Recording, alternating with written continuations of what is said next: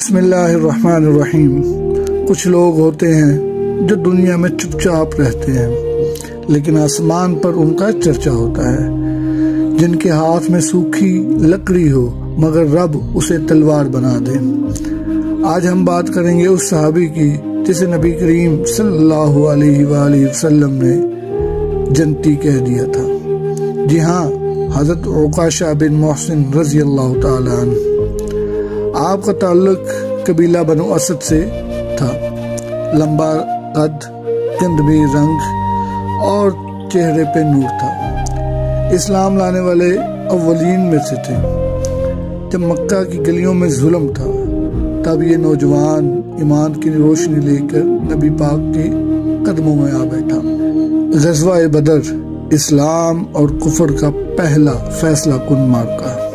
حضرت عکاشہ نبی پاک کے ساتھ اس معرکے میں صف اول میں شامل تھے، لیکن میدان جنگ میں ان کی تلوار ٹوٹ گئی۔ اب کیا ہوتا؟ دشمن سامنے ہے، ہاتھ خالی۔ یہ نبی پاک صلی اللہ علیہ وآلہ وسلم کی خدمت میں حاضر ہوئے۔ آپ سرکار نے انہیں کھجور کی لکڑی کی خشک لکڑی عطا فرمائی اور فرمایا، عکاشہ اللہ کے نام سے لڑو۔ انہوں نے وہ لکڑی تھامی اور جیسے ہی دشمن کی طرف بڑھے، اللہ نے اس لکڑی کو چمکتی ہوئی تلوار بنا دیا۔ کتابوں میں آتا ہے وہ تلوار اون کے نام سے مشہور ہوئی اور حضرت عکاشہ نے اس تلوار سے کفار کے کئی بڑے سردار واصل جہنم کیے۔ کچھ وقت گزرا، نبی کریم صلی اللہ علیہ وآلہ وسلم نے ایک دن صحابہ سے فرمایا، میری امت میں 70,000 لوگ بغیر حساب کے جنت میں داخل ہوں گے۔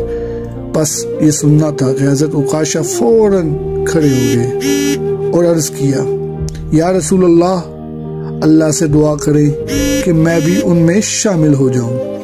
نبی کریم نے فوراً فرمایا، عکاشہ تم ان میں شامل ہو، تم انہی میں سے ہو۔ سبحان اللہ، کیا شان ہے، کیا مقام ہے۔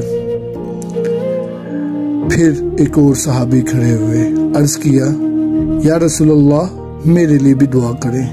آپ صلی اللہ علیہ وآلہ وسلم نے فرمایا، عکاشہ تم سے سبقت لے گیا۔ حضرت عکاشہ نے نبی پاک صلی اللہ علیہ وآلہ وسلم کے اس دنیا فانی سے پردہ فرمانے کے بعد بہت سی جنگیں لڑی اور اس میں ایک جنگ مسیلمہ کذاب کے خلاف تھی۔ یہ جنگ یمامہ کے مقام پہ لڑی گئی۔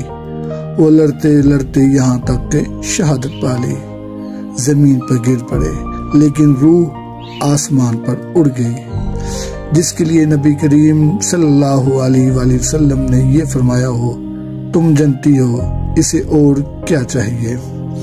حضرت عکاشہ کی زندگی ہمیں کیا سکھاتی ہے؟ سچا عشق، کامل یقین، عمل، قربانی اور عاجزی۔ نہ نام کا شور، نہ شہرت کی چاہ، بس اللہ اور اس کے رسول کی رضا۔ آج ہمیں بھی وہی جذبہ چاہیے، ایمان کا وہی رنگ، عشق کی وہی خوشبو جو حضرت عکاشہ کے دل میں تھی۔